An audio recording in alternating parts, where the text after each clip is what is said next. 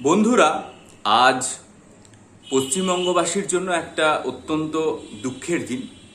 আজ আমাদের পশ্চিমবঙ্গে প্রাক্তন মুখ্যমন্ত্রী শ্রী বুদ্ধদেব ভট্টাচার্যর প্রয়াণ ঘটেছে।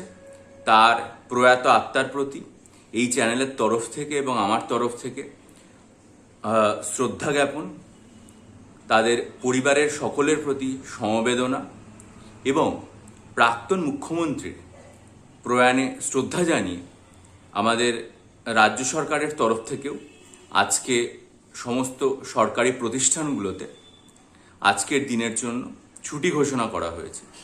এই রকম একটা শোকের আবহের মধ্যেও পাবলিক সার্ভিস কমিশন আজকে অত্যন্ত গুরুত্বপূর্ণ একটা নোটিশ তাদের ওয়েবসাইটে আপলোড করেছে এবং সেটা 2023 সালে WBCS প্রিলিমিনারি যে পরীক্ষা হয়েছিল এবং তার যে ফলাফল প্রকাশিত হয়েছিল সেই ফলাফল প্রকাশের সাথে অত্যন্ত সঙ্গতিপূর্ণ এবং সেটা আজকে আপনাদেরকে জানাতে চাইছি।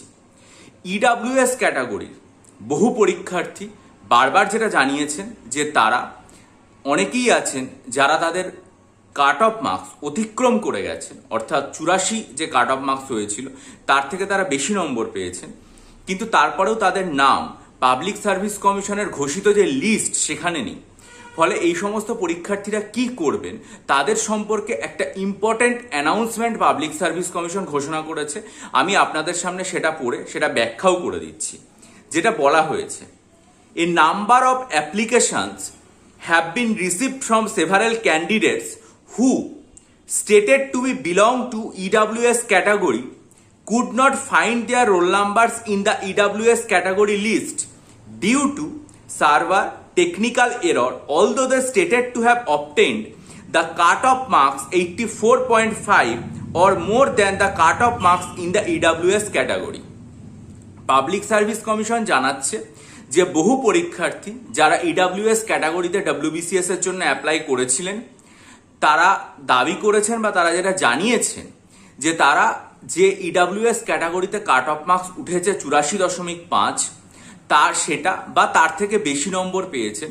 পাবলিক সার্ভিস কমিশনের কাছে এই বিষয়ে অনেক রকম তথ্য জমা পড়েছে এবং দরখাস্ত জমা পড়েছে।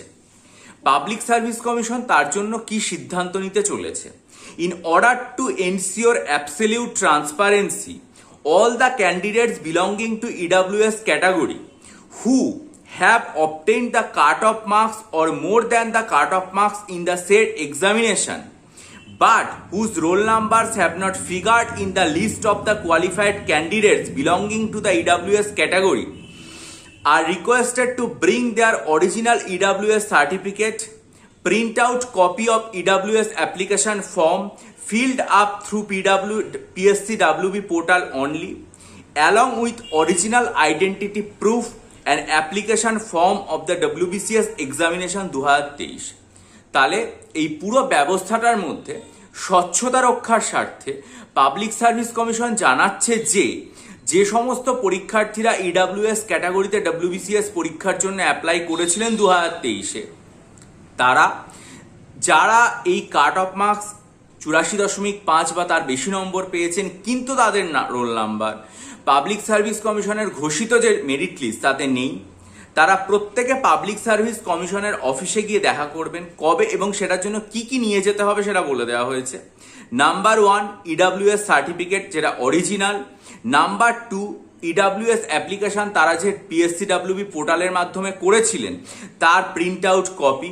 3 নম্বর হচ্ছে তাদের অরিজিনাল আইডেন্টিটি প্রুফ এবং 4 নম্বর হচ্ছে WBCS 2023-এর অ্যাপ্লিকেশন ফর্ম।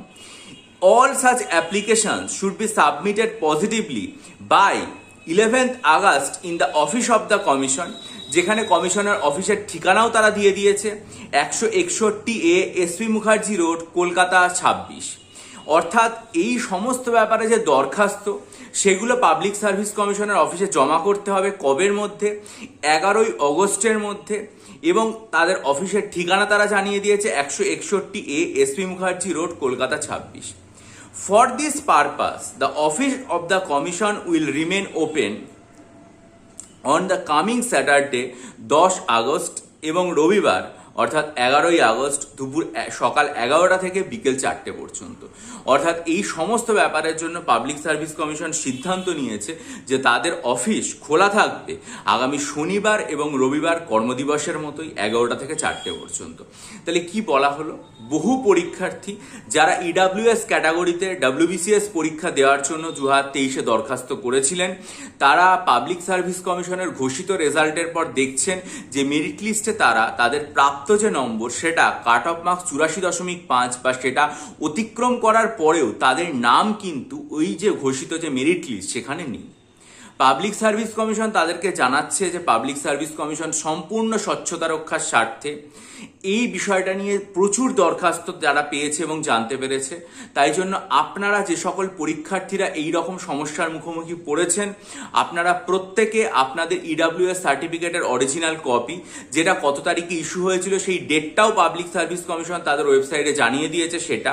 2 নম্বর হচ্ছে আপনারা যে ইডাব্লিউএস এর মাধ্যমে দরখাস্ত করেছিলেন সেটার প্রিন্ট আউট কপি, যেটা পিএসসির ওয়েবসাইটের মাধ্যমেই করেছিলেন। 3 নম্বর হচ্ছে আপনাদের অরিজিনাল আইডেন্টিটি প্রুফ এবং 4 নম্বর হচ্ছে WBCS 2023-এর দরখাস্তের কপি, 4টে নেবেন।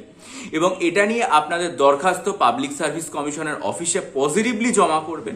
পাবলিক সার্ভিস কমিশন তাদের অফিসের ঠিকানা দিয়ে দিয়েছে এবং এটা জমা করবেন এই সপ্তাহের মধ্যে, শুধু না সামনের রবিবারের মধ্যে।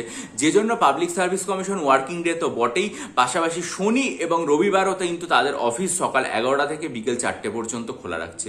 অত্যন্ত গুরুত্বপূর্ণ নোটিশ, এবং বহু পরীক্ষার্থী বারবার বলেছিলেন যে আমরা কাট অফ মার্কস অতিক্রম করেও লিস্টে নিই। ইডাব্লিউএস ক্যাটাগরির অনেকে আমাকে জানিয়েছেন, ইমেল পর্যন্ত করেছেন যে আমাদের এরকম সমস্যা হয়েছে। পাবলিক সার্ভিস কমিশন তাদের স্বচ্ছতা বজায় রাখার স্বার্থে অত্যন্ত গুরুত্বপূর্ণ, প্রশংসনীয় এবং ধন্যবাদ্য পদক্ষেপ গ্রহণ করেছে। আপনাদের যাদের যাদের অসুবিধা, আপনারা পজিটিভলি পাবলিক সার্ভিস কমিশনের ওয়েবসাইটে যান এবং সেখান থেকে এই নোটিশটা ডাউনলোড করে খুব মনোযোগ দিয়ে পড়ে নিন।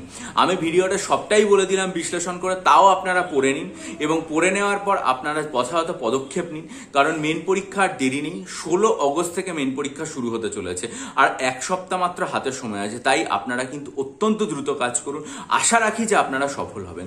এবং খুব গুরুত্বপূর্ণ বলে মনে হয়েছে, আজকে আমাদের রাজ্যের প্রাক্তন মুখ্যমন্ত্রী প্রয়াত হয়েছে, তার প্রতি আমাদের অন্তরের অন্তঃস্থল থেকে শ্রদ্ধা নিবেদন করি এবং অত্যন্ত শোকের একটা আবহ।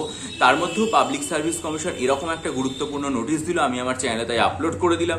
ভিডিওটা যদি ভালো এবং গুরুত্বপূর্ণ বলে মনে হয়, আপনারা ভিডিওটা লাইক করবেন, বন্ধুদের মাঝে ছড়িয়ে দেবেন। কারা কারা এরকম অসুবিধার সম্মুখীন হয়েছেন সেটা আপনারা কমেন্ট করে জানাতেও পারেন। আপনাদের প্রাপ্ত নম্বর কত এবং আপনারা কত নম্বর দেখছেন, বা কত নম্বর আপনারা পেয়েছেন বা অসুবিধা হচ্ছে আপনাদের নাম লিস্টে নেই। এবং অবশ্যই সেটার পাশাপাশি এটা আপনারা জানান পিএসসিকে। তার জন্য তারা যখন এরকম একটা উদ্যোগ নিয়েছে, আপনারা যাতে সামিল হন এবং আপনারা যাতে মেন পরীক্ষা দিতে পারেন তার জন্য যথাযথ ব্যবস্থা নিন। ঠিক আছে, এটাই আজকে বলা। আর চ্যানেলটা ভালো লাগলে সাবস্ক্রাইব করে নেবেন। ভবিষ্যতে সমস্ত রকম এই ধরনের বিশ্লেষণ সংক্রান্ত ভিডিও এবং গুরুত্বপূর্ণ ভিডিও পাওয়ার জন্য চ্যানেলটা সাবস্ক্রাইব করে নিন, বেল আইকন প্রেস করে দিন যাতে সবার আগে জানতে পারেন। আর ডেসক্রিপটিভ বাংলা এবং ইংরেজি রাইটিং এর জন্য অনেকেই স্টাডি মেটেরিয়াল চাইছেন। আমি গতকাল দেখিয়েছিলাম যে আমি কি ধরনের বাংলায় আর কি চিঠি লিখে দিতে পারি, পত্র সম্পাদকীয় পত্র রচনার। আজকে আমি আমার কমিউনিটি সেকশনে একটা পোস্ট দিয়েছি আমি কি কি এসে বিগত 11 মাস ধরে আমার অনলাইন ব্যাচে লিখে দিয়েছি। যারা মনে করবেন এই ধরনের ডেসক্রিপটিভ রাইটিং এর স্টাডি মেটেরিয়াল তাদের নেওয়া জরুরি, তারা আজকের কমিউনিটি সেকশনের পোস্টটা দেখবেন। এবং সেখানে আমি 4 অগস্ট একটা বিস্তারিত ভিডিও করেছিলাম এটার সম্পর্কে, সেটা খুব মনোযোগ দিয়ে দেখে তার লিঙ্কও দেওয়া আছে। আমার সাথে প্রদত্ত যে ইমেল আইডি আমার ডেসক্রিপশন বক্সে, এটার মাধ্যমে যোগাযোগ করুন। মিসলেনিয়াস এবং ক্লার্কশিপের মক টেস্ট নিতে চাইলেও আমার সাথে ইমেলের মাধ্যমে যোগাযোগ করুন। ভালো থাকুন, বিজয়ী হন, সফল হন। চ্যানেলটা সাবস্ক্রাইব করে ভিডিওটা লাইক করে বন্ধুদের মাঝে ছড়িয়ে দেন। ভালো থাকবেন।